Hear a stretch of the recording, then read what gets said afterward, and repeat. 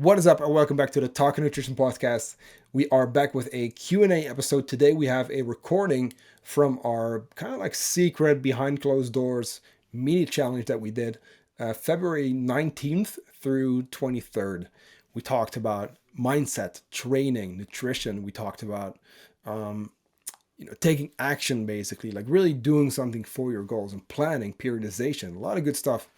And again, like I said, it was a little bit of like a kind of like a secret, kind of behind closed doors um, challenge, because I mean, first of all, 5 days is very short, but I wanted to kind of see who's paying attention here. And I sent it out to our newsletter only, a couple of people on Instagram, handful of people kind of joined. And you know what? It's been great. It's been really cool, and it always shows who's the real action taker. So I don't mind sharing numbers and stuff. So we had 17 people join us for this, which is really cool. It was very last minute. It was a free mini challenge. And it always just, again, like I said, it shows who's the real action taker, who pays attention, who is willing to take action, and who actually signs up for something like this. And I told everyone, like, guys, listen, before we even get started, a 5-day mini challenge that's free comes with a few downsides. First of all, it's free, so you're very likely to not take it serious. And then again, same kind of thing with the 5 days. It's very short. We can talk about a lot of stuff, and we've been doing that, right? 5 days in a row, I've been going live for 45 minutes to teach and to answer questions. And we've done that for free. Why? Because we want to help our people. And we want to help you. I also want you to know that we're doing more challenges, right? So if you're not a member of our Facebook group yet, I highly encourage you to join us. So if you're not a member, I'm going to drop, I was going to say drink, I'm going to drop the link in the show notes and join us. It's a free group, and we do challenges. We do sometimes live trainings and free resources and those kind of things. Go check it out. No strings attached, no like sales or shit. Like, I just want to help you, and I want to have a place where we can meet, basically. And then if you want to join us for that next challenge, feel free to do so. Now, today we are going to get into a Q&A. Like I said, we had just about 17 people show up. And then I think just about half are like consistently, asking questions, which is usually how it goes with, challenges in general. And you know what? We covered a lot of good stuff. So let's get into it. Next week, we're going to get into the next part. And then, of course, as we go through this, so it's going to be a total of 5. We are going to basically cover anything from nutrition to mindset to planning and periodization to taking action and training. That's what it was. I always forgot training and movement. So all together, all important stuff. Let's dive into it. And we are recording. I was just saying, what are you going to do after 5 days? 5 days of a free challenge. What are you going to do? Are you going to keep taking action, or kind of be like, I learned something new. I got my questions answered, but I'm not really, I'm just not going to change anything. That's what most people do. Now, I like to believe that you guys on this mini challenge or on this call, even, I see 2 people are live. When you're watching, drop me a quick like this video. And by the way, if you're watching the replay as well, or if you're watching on YouTube, subscribe. But show me who you are, right? Like this video just so I know who's watching. Because those are the people who are actually serious about their goals. Those are the people who actually take a little bit of time to get free nutrition advice and training and, and talk about this stuff, because we all know this is very confusing if you try to figure it out by yourself. So we got Sarah. What's up, Sarah? Hope you're doing good. So it's cool to see that we have a bunch of like different people at different stages of their fitness journey, different goals, muscle gain, performance, fat loss. Karina is there. What's up, Karina? So thanks for also liking this video. Now I know who's like here with me, that's the only downside on Facebook, but hey, it works. We got a way around it. So basically what I wanted to talk about today is hard training, hard movement outside of the gym. Or let me say this, let's talk cardio, muscle, right? Weightlifting, and just steps, just general movement, because I think there's a lot of kind of like misconceptions there. A lot of stuff where people do cardio for the wrong reasons. And like, I'm not going to hate on cardio. Like, cardio is super important, but People do it for the wrong reasons. People lift weights, but they don't really kind of look like it. You know what I mean? With I mean, you know what? Like it's frustrating when you work hard and you really try to create results. You try to get to a point where, hey, like I go to the gym and I actually look like I go to the gym. Um, for a lot of people, like that's not the case. So I just had my notes and they disappeared. So that's the great plus of using a online note-taking system, but that's okay. We're just gonna wing it. Because either way, I know what I want to talk about. No notes today. That's cool. I can talk about nutrition as long as I want, so it is fine. And you guys have some really good questions. So here we go. Hey, real quick. So first of all, I wanted to talk about cardio, right? So with cardio, I mean, it's 2024, you're still doing it for fat loss. And I'm saying you, and I'm very much generalizing here, but we see a lot of people still doing cardio for fat loss. It's still, we get on the treadmill. I just came from the gym, right? And you see people running and they're trying to burn calories. You know that's the case because that's always what we were told. When you burn your calories, you burn that fat, right? Or you track your calories burned on your app or your watch, whatever it is. And it's just the wrong way to go about it. I mean, I like reading books. I have a ton of books here. Never ever have I read a book just so I could brag about how many pages I read. It's about like, what am I getting out of that book? Same shit with cardio. It's not about the calories. It's not even about the distance. Although I will say I like you pushing yourself and I want you to, right, run faster and run longer and those kind of things. So I will say that, right? But it doesn't make it a good or bad run. You know what I mean? And the calories burned, let's take the calories burned. The calories burned it's not a measure of success. It's not. It's what did you get out of that run, right? Hey, you got outside, you got some movement in. Okay, you did something that's beneficial for your cardiovascular system. It's called cardio, right? For that reason. It's not cardio because it burns fat. Yes, we burn calories, and if we're in a deficit, we're going to burn fat. But it shouldn't be the main goal because how much cardio are you going to be adding? So you still see people doing cardio for fat loss, cardio to burn calories.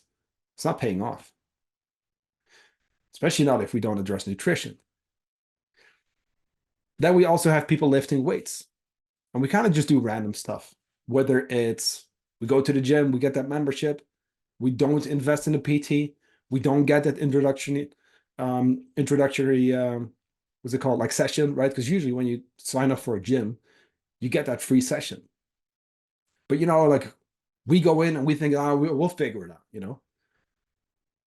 And then you end up training, you kind of stick to your routine that you're used to or that you found on the internet, which is not bad per se, but you're kind of just doing random stuff. And guess what that leads to? It's kind of also leading to random results, meaning we might be spending a lot of time at the gym, but we're not really seeing it pay off. Like we don't look like we work out.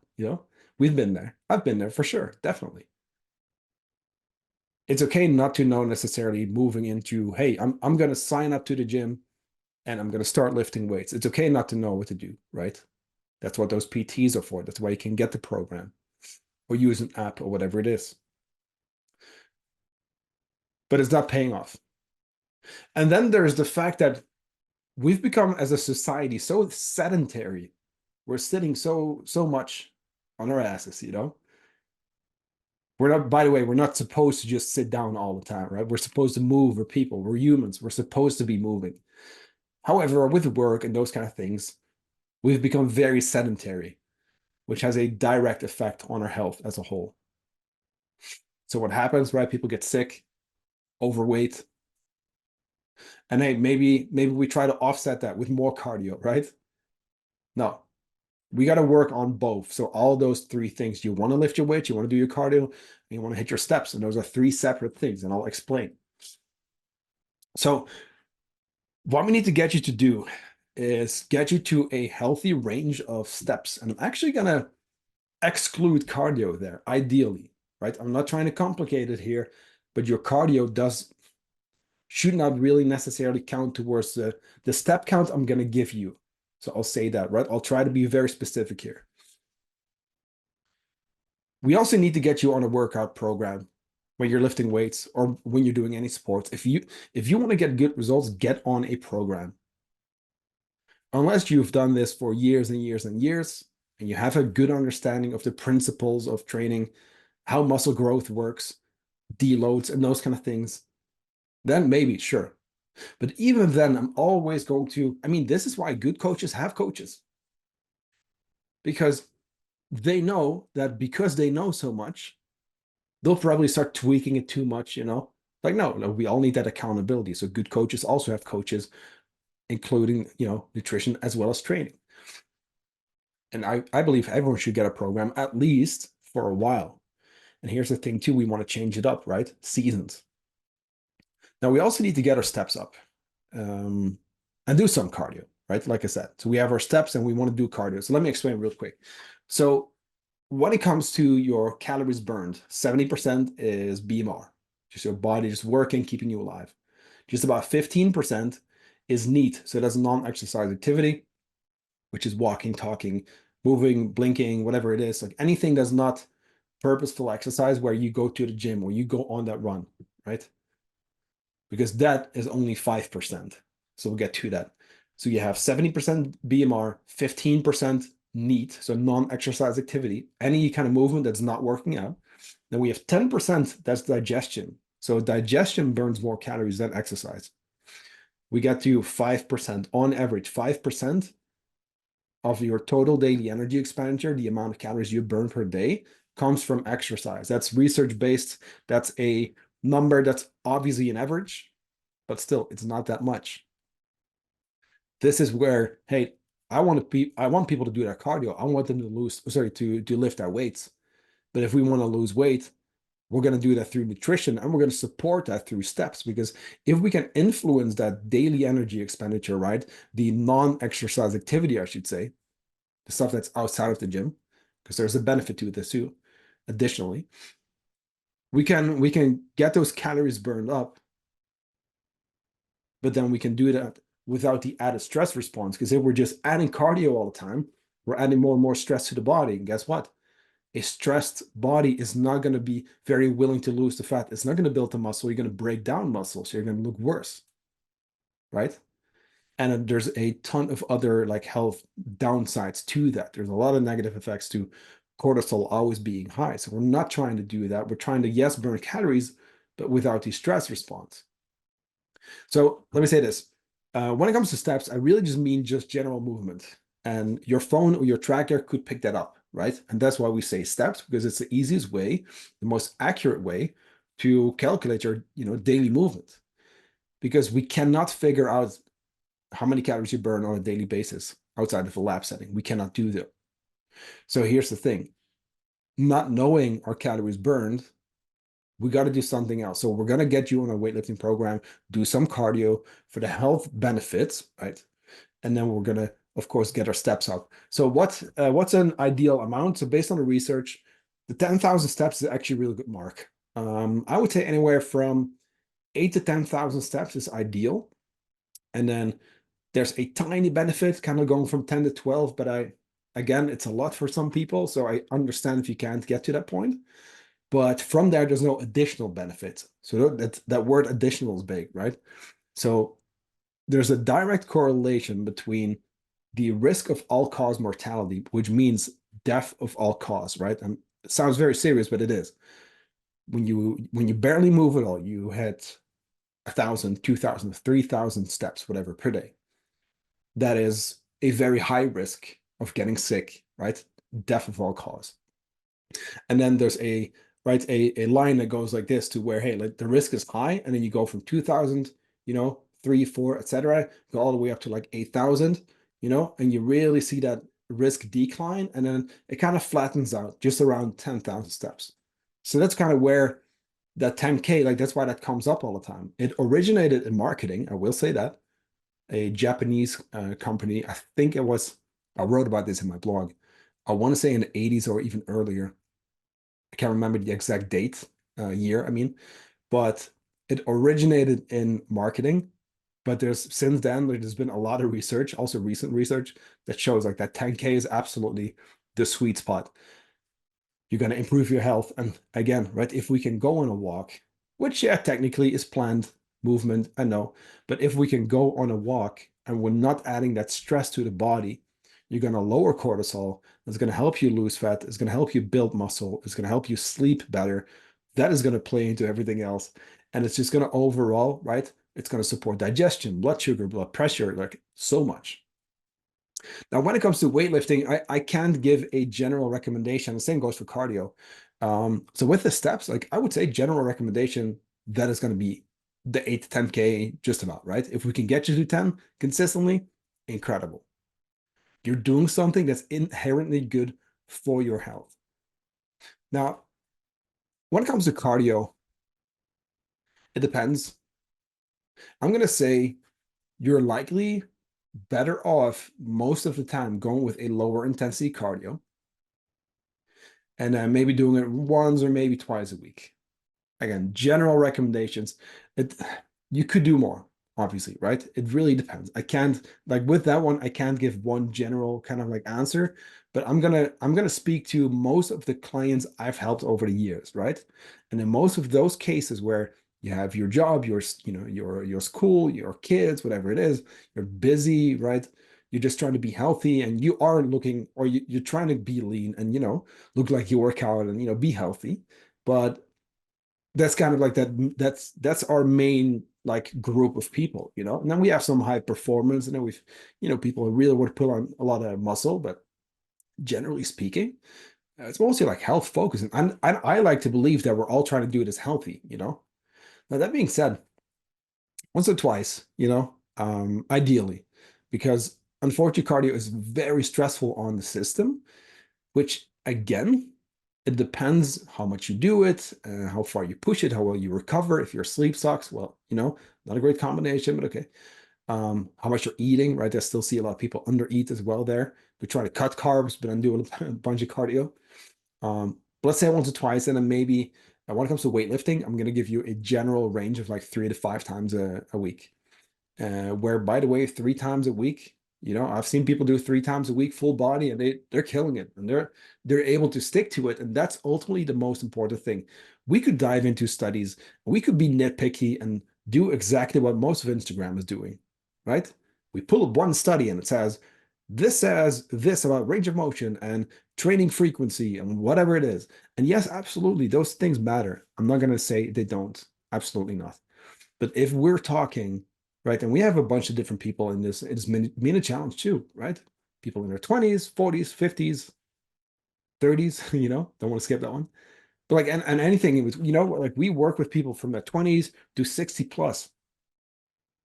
And if I look at kind of like our client base, it's like 25% like 20s to 30s, and then 25% 30, 40, 25% like 40, 50 kind of, and then is like up to 60 plus is like another quarter. So it's really like evenly spread. But generally speaking, the 3 to 5 times is going to be great. Now I'm going to push for 4 to 5 with most people. I will say, if we can get you lifting weights like 4 times a week, ideally 5, awesome. Um, what could be a great combination, right? I'm saying could be like maybe 5 lifting sessions, maybe 1 or 2 cardio sessions, right? And you ideally we want to do that on a different moment in your day. But again, right, we got to look at your schedule, and then having a full rest day, or maybe even 2 where you don't do anything. And I mean, you can go on a walk, right? Obviously, but you're not doing anything that's like stressing the body. You're not doing any extra cardio, like just 1 or 2 like full rest days, maybe like 1 active recovery day. So you see, like I'm giving you a lot of, right? There's not one answer, and I can't give you guys one answer. Sorry, because all the 17 people in this mini challenge, like I can guarantee you that every single one is going to have somewhat of a different requirement. Ah, there we go. That's better. Now, that being said, um, let's start to put this into action, right? Let's make sure that we address what we're currently doing, and then try to just improve on it. And I want you to take action on this stuff. We've said it before, but I want you to take action. But the most important thing I want to kind of bring up one more time, which is what I was just talking about, is we can talk about what's optimal, we can talk about all these kind of things, but what can you stick to? What is possible for you with your life, your schedule? That's what I want to know, you know, because we could talk about three, four, five times, whatever, and do this with your cardio, whatever. But where are you at? What can you do consistently? Because there, we can hammer on like what's optimal, but if you just literally can't stick to it for more than a few days, then it's not going to pay off. You see? So what we're going to do, again, we're going to get those steps up, lowering that risk of all-cause mortality, right? Lowering the risk of cancer, cardiovascular disease. We're going to do the thing that's healthy. We're not always going to feel like going on that walk, but knowing that it's going to help us manage stress and support digestion and so much more. Plus, is going to increase our, life expectancy. Then I would say let's make a point of trying to get those steps up, right? It's our responsibility. You know what? Not even towards yourself only, but towards the people around you. If you think about it, right? Your kids, your friends, your family, whatever, colleagues, like you got to show up. You better make sure that you live that healthy life, right? That you take care of yourself. I know it's not easy, but we all got to do it. I got to do it, right? Our clients have to do it. We all have that responsibility because when it comes to taking those steps, right? And going on a walk, even if it's a 10-minute walk, or maybe parking in the back of the parking garage or parking lot so that you can get some extra steps in, right? When you go to the store and back. It sounds funny, but like it adds up, If we make a point of that, we take that responsibility and we actually do something that will inherently improve our health and longevity, right? I'd say it's worth it for so many reasons.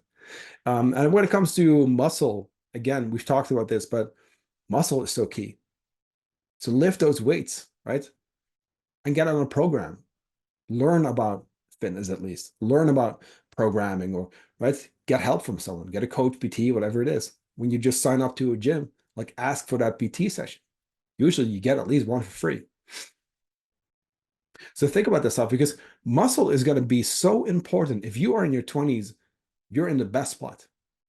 Because up until your 30s, you're going to be able to put on the most muscle. After that, it's just going to be more difficult, objectively speaking.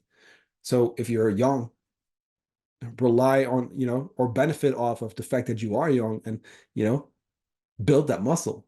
And now from your 30s, I mean, let me say this too, 30, 40, 50, right? You're still good, even 60s. You can always build a muscle. It's going to become more difficult though. Your body is going to require more protein to do the same amount of work.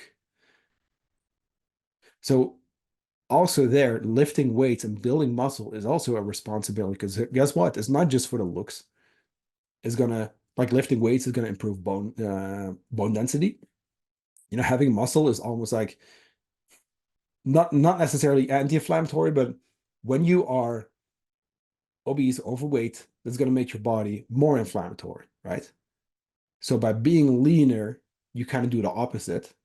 Your metabolism will also be faster because you have more what's called more expensive, like metabolically active tissue. So you're burning more calories just from having more muscle on your body. You're going to look leaner, of course, too. It's going to improve your hormones so much more. And it's going to allow you to, when you are old, actually get up. And it's going to allow you to, right, play with the grandkids. And this is all stuff that sometimes we don't think about because we think, I want to lose the weight. I want to look leaner. I want to do this, that. But like I said, responsibility, right? When we are old, when you are a grandparent, you want to be that one who's still running around and doing fun stuff instead of just sitting there and being fragile, right? And then when it comes to cardio, also there, we got to do some. It doesn't have to be crazy, super intense. You can do some low intensity. You can do some hit if you want to, right? But I'm big on the low intensity stuff. I do think there's a good time and place for some high intensity work, which kind of goes into like training different energy systems. But again, that would be more specific and requires, right, a more personal approach. But right, periodizing your training too. But just altogether, again, getting your steps in, like lifting your weights and also doing some cardio, just for the many health benefits there are. And then, sure, is your body going to improve? Are you going to look leaner, stronger? Yeah, you are. But do it for the other reasons as well. Don't forget that, right? So I have a few questions, really. And just like the last couple of days, I want you to think about your strong points and then also look at, okay, what can I improve on and what will you take action on like tomorrow, like right away, even today if you can. So first of all, I want you to think, okay, what am I already doing well? Like what's going well? What should I repeat? So if I'm lifting weights consistently already, amazing. Keep doing that because that's great. You want to keep doing that. Now, I will say this too, right? Do this like let's just have that question for both your weightlifting, your cardio, as well as your steps. Just look at like what's already going well and use that, right? Now then, going into what needs more work.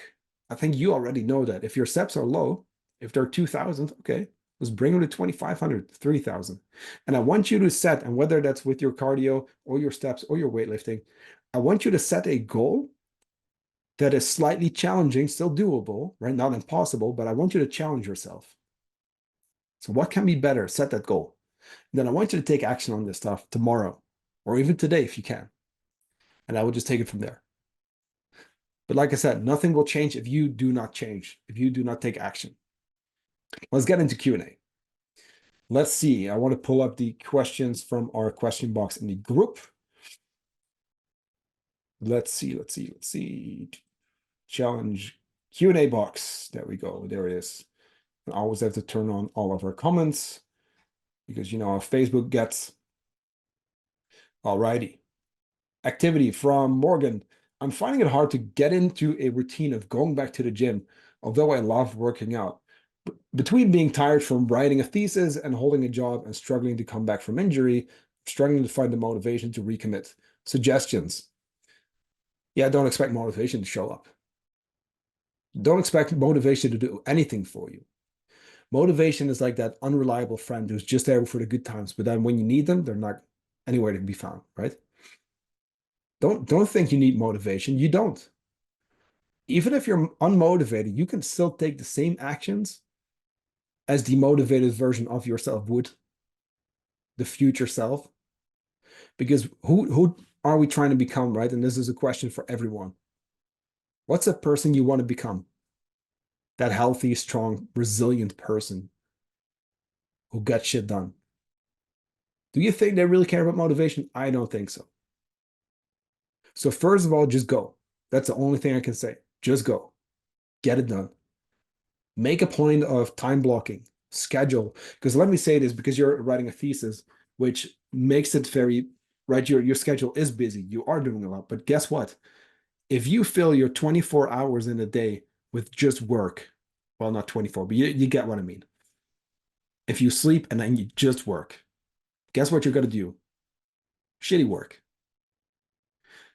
If you make a point of taking care of yourself and you schedule gym time, you schedule off time, yes, off time, right? Where you don't do anything for your thesis, where you don't work, where you don't do anything, where you actually allow your body to chill and recover, because this is managing that, fight or flight and rest and digest. If we actually make a point of doing that and we reserve the time for our personal health, mental, physical, we take care of our nutrition, our movement, guess what happens? Guess what happens? Are you now moving more time towards things that cost you time in a way? Yes, but it's actually not a cost. It's an investment. Because here's the thing, when you start to do those things, you will start to feel better. You will become more productive because now you have limited time because you are taking time to recharge, right? But you're going to get more done more effectively. You're going to do better work in your time blocks where you're supposed to write your thesis, right? Because you take care of yourself. I'm going to say this too, like sometimes, sure, we need to sacrifice a little, right? Prioritize something, but we simply can't allow ourselves not to do what's important for us because it will directly play into these kind of things, even writing the thesis. Now, when it comes to injury, we can work around that. That's simple. That's actually pretty easy. Now, obviously, you want to keep moving. You don't want to push it, but you can always work around it, whether that's through your workout program or if you're doing something like CrossFit, you can always kind of skill the movements. So just get back, make a point of reserving time for yourself and get shit done. Set a goal, again, that's slightly challenging, but that's doable. And don't expect yourself to be able to go like 5 times a week right away. Start with one, two, three, whatever it is. Whatever you can do currently, start there. And hey, you know what? If it's just going for a 10, 20-minute walk, then go for the 10, 20-minute walk. And then that's awesome. That's inherently going to make you healthier. It's going to help you lower stress. It's going to, by the way, lowering stress, if you do that, it's going to improve your nutrient absorption. It's going to improve digestion. It's going to improve your recovery. It's going to improve your injury recovery, right? So, I mean, plenty of reasons to do both, but don't think that you need motivation because it's not going to show up when you need it the most.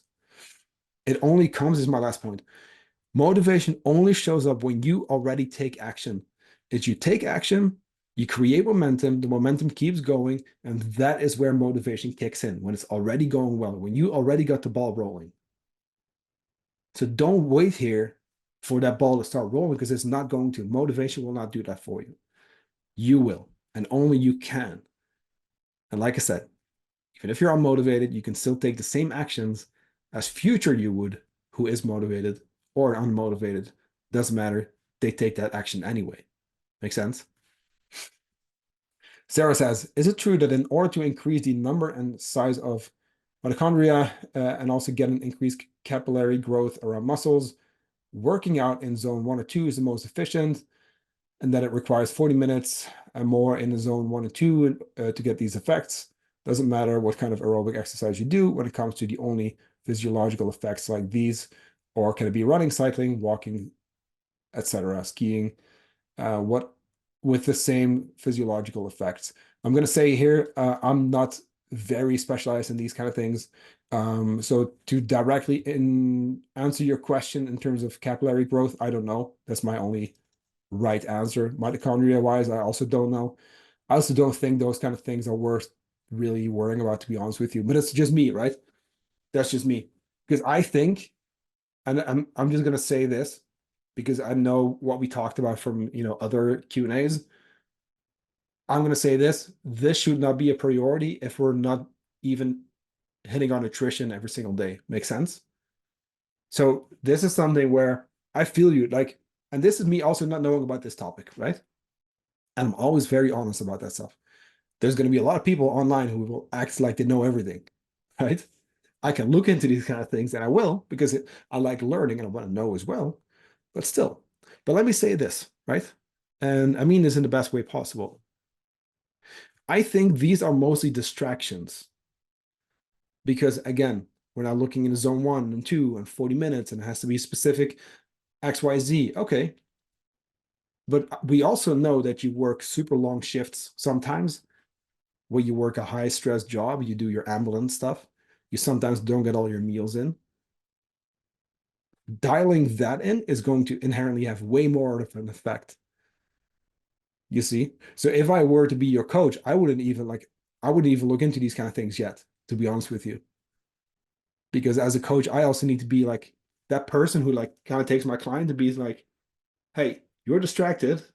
Let's move you here to focus on what's important right now. Because sure, I'm sure that if we look into this, there's maybe some benefit to get out of this. But not if nutrition is not dialed in, and not if our lifestyle basically is kind of so hectic, right? That it might even become an issue because now we're trying to puzzle this in. It has to be very specific, right? What's doable? And again, can we dial in the basics first? And the nutrition for your day to day, first of all, actually getting all of your meals in, that would be my priority. So I hope that kind of helps you kind of make a decision on what to do. Like I said, with the mitochondria and the capillary growth, I don't know actually. No, that makes sense. Stina says, any tips for some good, neat activities for people with sedentary workdays like myself, and how to encourage people to do more general activity and understand the importance of it? Yeah, great point. The importance, right? We just talked about this. It's literally going to increase your life expectancy. It's going to lower cortisol, improve blood sugar, digestion, so many things. We could keep going. But long story short, I think it's one of the very few things that almost everyone, if you can walk, right, that almost everyone can do. because it's so much more than burning calories. It's so much more than just those steps and the right. It's lowering cortisol, is giving your mind a break, because you know what, guys, this even plays into mindset where we never get some stillness in our day. So instead, maybe you go for 10 minutes on that walk, no podcast, no nothing, no music, and you're just present, you're just mindful, right? Super key as well. So there's so many benefits to this, and there's actual research too on this, right? And then actually, I actually want to write an article about this, but there's even more of a benefit when you go on a walk in a green zone. So this is called forest bathing. I'll keep it short, but there was a research study that looked at people going on a walk in the city, and then their cortisol levels, and look, it dropped already, lowered. And then they looked at groups that would go also on a walk, but then in green zones, so like a park or a forest, and it would drop even more, you see. So understanding the benefits is one thing. Um, and then also like doing it to then feel it, because I can like again, even going on a walk and getting some sunlight in the morning is going to stimulate melatonin production in the evening. Again, like there's so many good reasons to do it, you know. Fresh air, you're going to feel way better. Um, so I think also just doing it and starting to feel better, and like that's going to already, you know, encourage you more. When it comes to encouraging people to do more general activity, you could try to involve them. You could try to do it together. You could say, hey, you don't want to go for a walk, or maybe, hey, you want to get a coffee, but like walk to that spot and just go for the, you know, the next, you know, the furthest away place maybe. Um, if you want to encourage people to do it, I would say kind of depends if it's friends or family, but try to involve them. But like try to find out what they would like to do, and try to find out how they would potentially see the benefits. Because let me say this too. We can understand the benefits and we can talk about these kind of things and we can tell someone, hey, this is very good for you, but it's not going to come from us. It's going to have to come from that person for them to actually want to, you know. So try to involve people and share stuff with them, and you know, feel free to, of course, ask, hey, you want to join us? But like you said, right? So neat activities for people with sedentary work days. Yeah, it's right. Parking further away in the parking lot. It's getting the stairs, but you know, instead of the elevator. It's um, getting off the bus one stop earlier. It's going on a quick 10-minute walk, or even 5 minutes. Guys, I've done 5-minute walks and it actually adds up. I forgot how many steps it actually was. I calculated it once, or I measured it.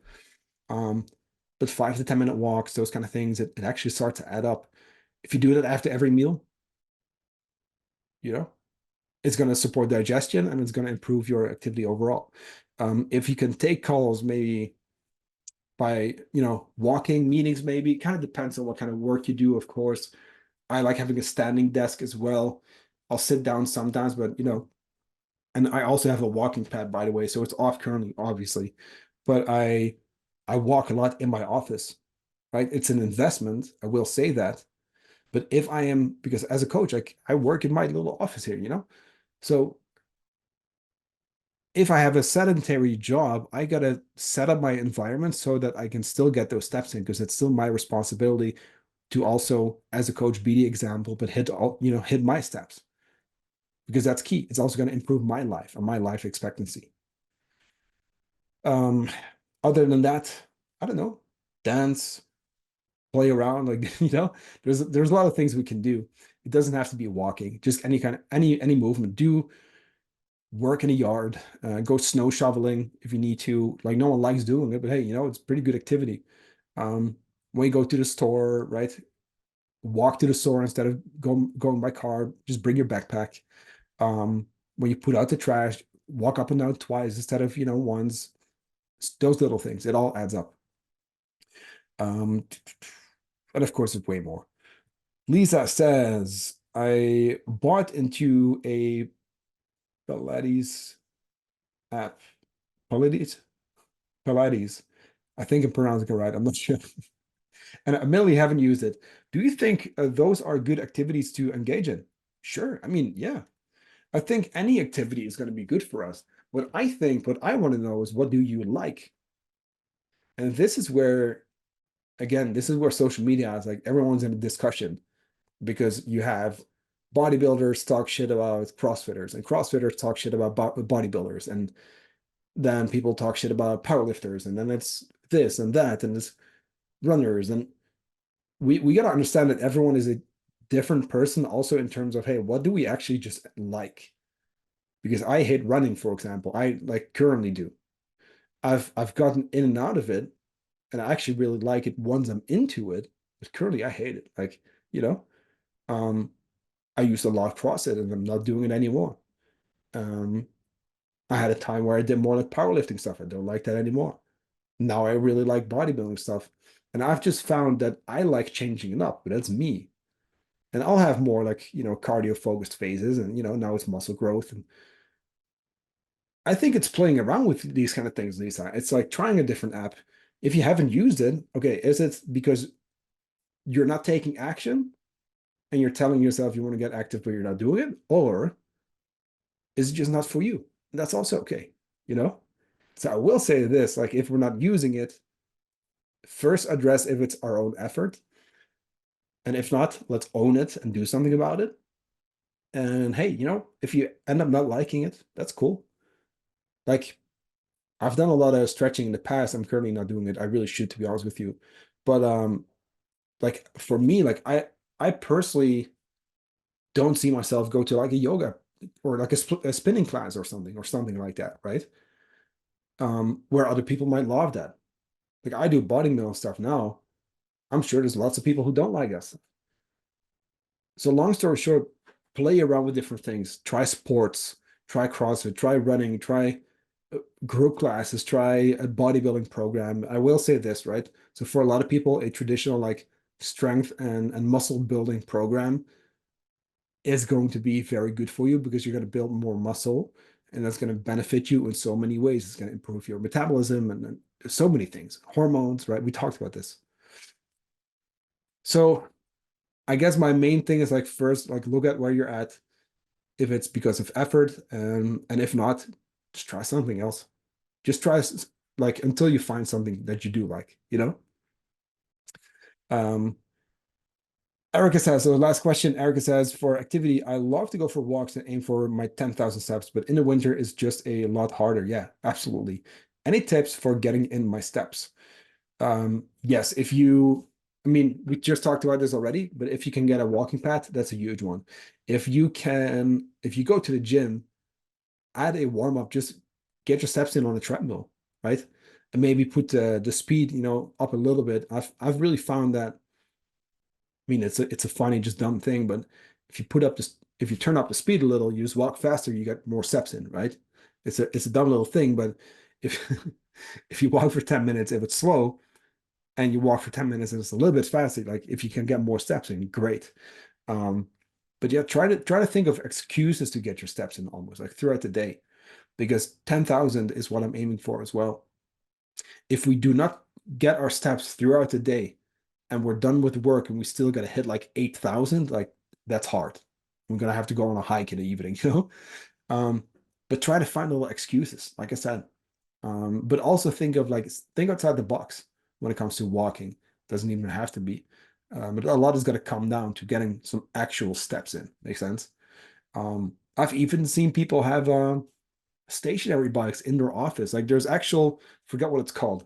You can actually get like these things. You'll put it on top of like a treadmill, or yeah, treadmill, or a like a stationary bike, and you have like a little desk. So it's kind of cool. I forgot the company that makes them, but there's a lot of ways, and I feel you, right? Winter also here, a lot of ice, a lot of snow. So my walking pad, right, it was a little investment, but I love it, right? I went from like struggling to get my steps in to now it's easy 10, 15, right? Depending on, like, I'll try to limit it to like 10, because we want to use it as a toggle also throughout my fat loss phase. But right, that would be like, if you can get one, like, that's probably the easiest one, because then you can maybe do some work and get some steps in, but it just depends on what you do. Make sense? So guys, once again, thank you. Thanks for participating. Day 4 in the books. We are going to wrap it up for today. Let me see real quick. So I actually see Karina. There we go. Before it's good that I just saw this. So Karina says, so what do you think about combined training sessions with strength and cardio? Yes, that's a good question, actually. Let me see real quick. So we'll add this to sometimes we do early strength session in the morning and then cardio session later that day. Strength session is upper body. Yeah, that sounds fine. Yeah, sure. Sounds fine. I think that's a good way to go about it. Not everyone's going to have the luxury of spreading it out through, across their day, but it is better because you can kind of replenish and then you have more energy for that second session to where, hey, like maybe we do cardio first and then we do strength. We're already expending a lot of energy and then we go into our weightlifting session. To where in that case, if it's back to back, I would want people to kind of address what's the priority and do that priority first. So if it's muscle gain, okay, let's first lift weights and then maybe do some cardio. Um, but if we can have them separate, which is what I did today, for example, right? I did cardio earlier. I'm going to go to the gym, after this, do my weightlifting. That's ideal because we can refuel and then we have two good sessions in. But most people um, will not be able to do that with our schedule, I think. For you, though, yeah, it sounds good. So combining both, I think we should be doing both muscle gain, strength, as well as cardio and getting some low intensity movement in. So yeah, absolutely. So guys, as I was saying, I just saw this question. Sorry. Um, yeah, thanks again for submitting your questions and being involved. Day 4 in the books. Let's get to it. Day 5 tomorrow. We're going to mostly talk about taking action and kind of taking this and actually doing something about it. And I want to hold you guys accountable too. I really do. Because we're not here to just do like a 5-day thing where, it's cool and it's fine. Education is important. I'm going to keep doing this, you know what I mean? And I will keep sharing stuff when we do Q&As and podcasts and all that. But like, no, we got to do something about it. Like, that's why I call our coaching approach action-based coaching. It's like we learn by doing, right? We only get results by doing. And that's the whole point here. So I want you to hold each other accountable, hold me accountable for showing up, right? I will hold you accountable. And yeah, let's all get to a really good spot before summer. I'll talk to you tomorrow. Thanks again, guys.